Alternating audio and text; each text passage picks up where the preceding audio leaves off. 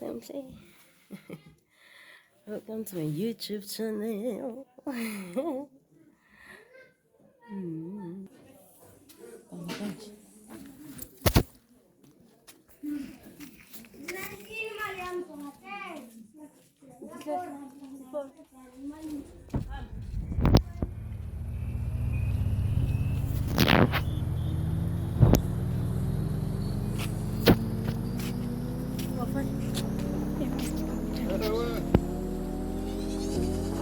Hello.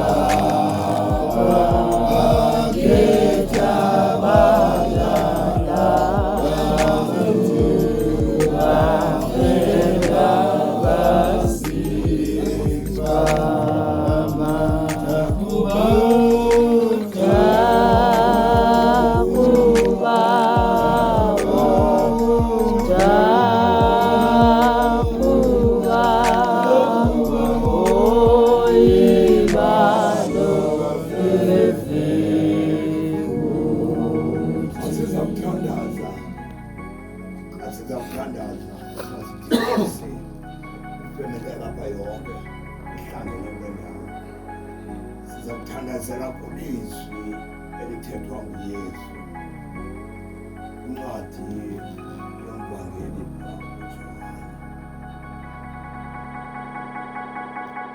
Uthi mna ndingumdili wenyaniso, umlimi nguBawo, onke amasebe akum,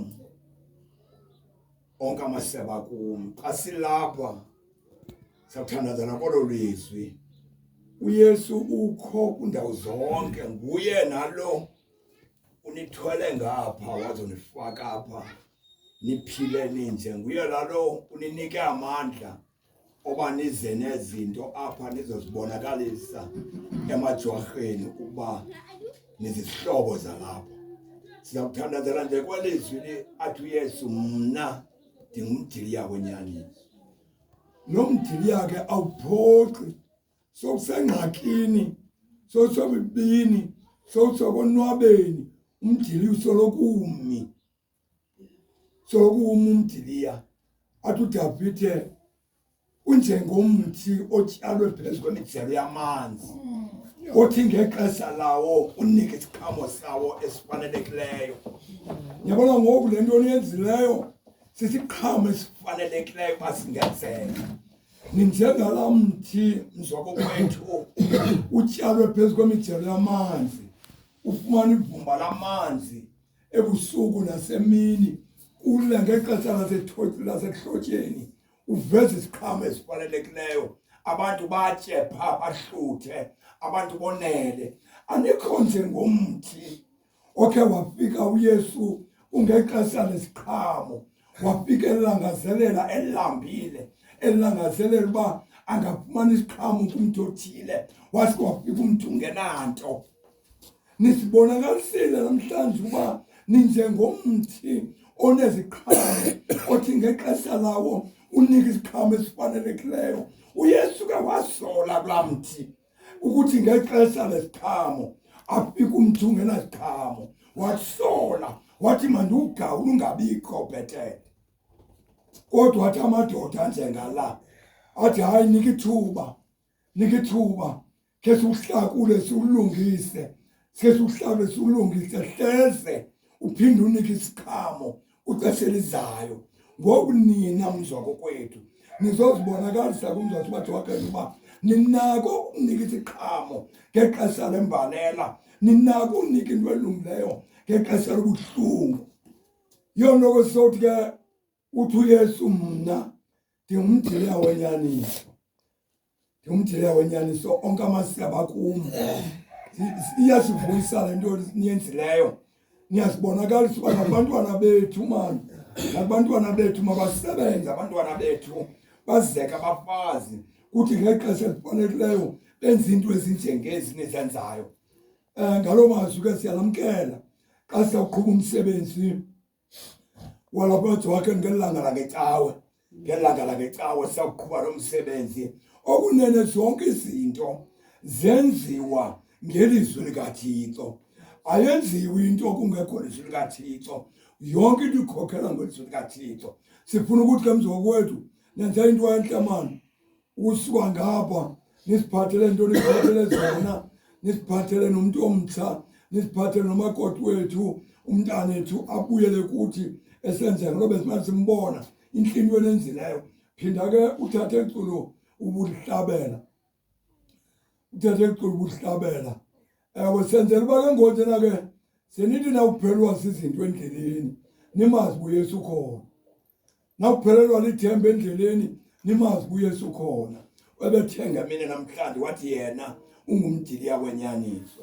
NoDavide wangqina wathi kunjengomthi otyalwe phezu kwemijelo yamanzi, othi ngexesha la ufumane isiqhamo phaa kuwo laa mthi. Egameni lenkosi ke amen. Sithandazela kolo lizwi kaphinde uthathe ilizwi ethule uthathe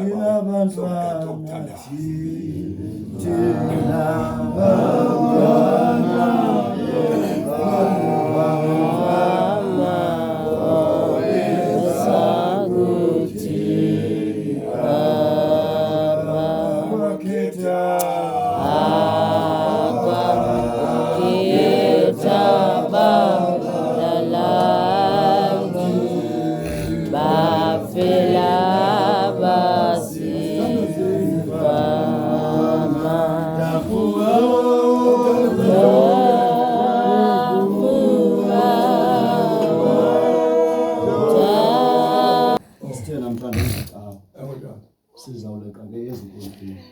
Ndenzelwa ke ngoku umntika uzowaletha amahashi aphaya. Kodwa ke utata bethethe kakuhle masi. Ndenzelwa ke ba ubishop undingqine la mazwi athethe. Ungathethi into yakho. Hayi kuzishiyayo. Abanye abantu banexhala. Bayizifumana babana. Nalokho baya kwenza akasini. Siyazi nesiqhamukiwa lento siyityayo. Abayothulanga nawe ngosibale nto siyenza into abayiqhelileyo nabo phaya bathi uyathanda ukusekhaya kunjalo nje kuyakhona kungemina ngixala ndabethwa ngiyathoba ngoku ndiyamamela nomntu lo lapha ecalukwane kandibona into yokuba ufuna le nto ndikuba inoba zangayisela izama ke ile ndivuthu njengokusithi mina ngokubo umthiya mwana uYesu ngenkqubo uthetha lamazwi othi ndim umlimi wokuba uzama ukubonisa ke nokukopisa into ethi kwayena Yesu lo unomnikazi wakhe onguThixo lo kumenze babe abekho wanguYesu. Ndikuvile ke tata xa usithi ke bawuthi bawuphelelwa endleleni akaphela manje endleleni usunkancane ngoba bengizathela ngentuba intuba ndizawungayazi sadabuka ke zona intuba zabantu ababehamba endlini saguga nembatata ababehamba bezinxibile kodwa inye into lena ingazange balahlekelwe nguwo ngumphefumlo kuba umdiliya lo wawukhona ba ndikuve kakuhle tata xa usithi umdiliya lo awukushiyi esithubeni umnandi kukubi uhleli unawe lo mdiliya manje ke ngoku sithetha kamnandi apha yindlu yokukhonzela le apha ngoba indlu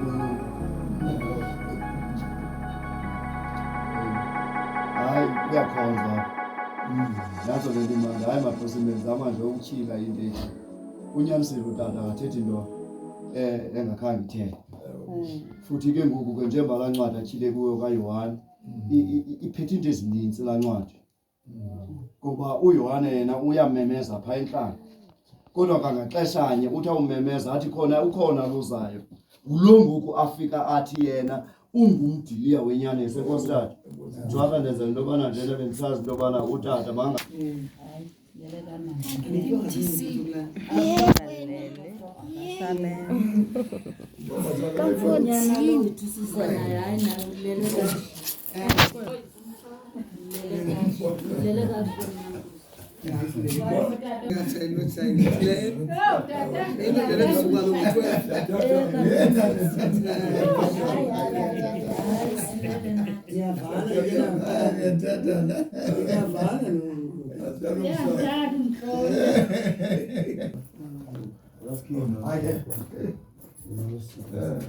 Kaka ilmaga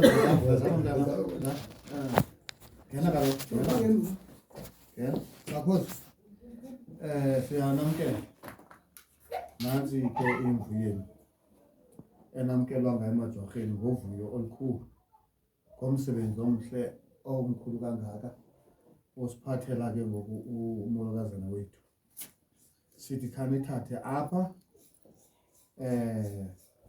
ningayikhwazi kakhulu indlela enifike kuyo noko nisibulele nithi siyabulela ngaphemva kumolokazana Nazo Nkosi Yabule singalindelanga Usiba umvuyo manje ngatheli uqhube impela sibaba sa hayi ke majwarha nansi le gusha samkela unyana baba samkela unyana nanke jalemvu ukwenzela into yoba apha ekhaya onwabe akhule ade akhokhobe into esiyifunayo azazi kakuhle uba ngoku ubuyile kulonini apha bekhona ula apha ke into esiyirhalelayo sifuna into yobana akhanye abe right akwazi libala ngoba ndiphethe konke bengicinganga ebena imali bendibeke phi na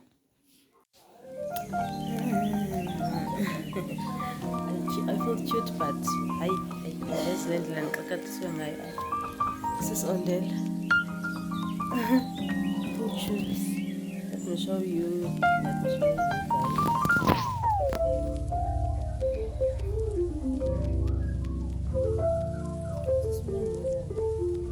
I need to see my outfit. I love it. I love it.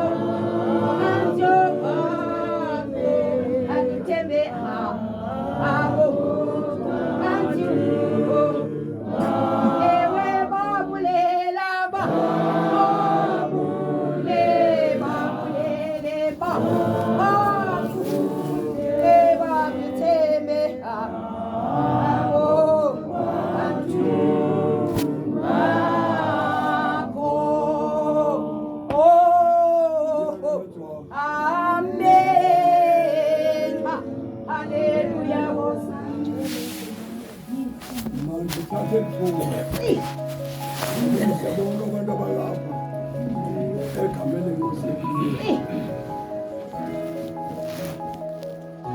yini awuqala sibukela le nto kuthiwa nguyesu baba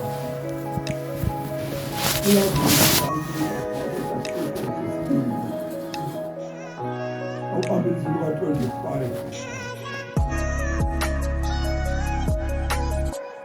uyesu uphendulana phaa nekhaya elipheko lizisumntana kuzisomntana phaa kuyesu uba makamsikelele ubulizwe ndithandayo phaa lithi elizwi makube nkosi umkhozi wakho uyamndulula nangokuba amehlo akhe aliboni isizo lakho. Ndiyithanda le nto endlela amazwakeni yinto entle kakhulu inezikubathiko umkhonzi wakho uyamndulula eli xhego libhekisa kuthixo lijongene noyesu ngokuthixo umkhonzi wakho uyamndululana uba amehlo am aliboni usizo lakho. Nalo ndilizo sinalo esakuthandazela kokuba abakhozi bethu abazisele umntana apha seyikulela le ndleba ayenzileyo bazokwandisa mzozimazwakeni sithi inkosi egameni lenkosi yethu yesu. Nalo izinto ethandazela ukuba mnikazi ingena balinye ingenezo nakwenza inkosi umkhonzi wakho uyamduluma uba amehlo am aliboni usizo lakho. Elikhanga ukubona uyesu ubona uyesu uthetha amazwi thina le mbuzane leqonda zonke izinto zinoba ngoku zihlangene njengathi ziqonda uba umzwasibathwakheni unokuhlangene kuleyo le ndeko yenzekayo zoba ziqale into zabantu siziqale ngezwi likathixo egameni lenkosi yethu yesu saphinda sifumane ngelindumiso lena uphakame ingqinelelini emva kwayo sizokuhlakaza.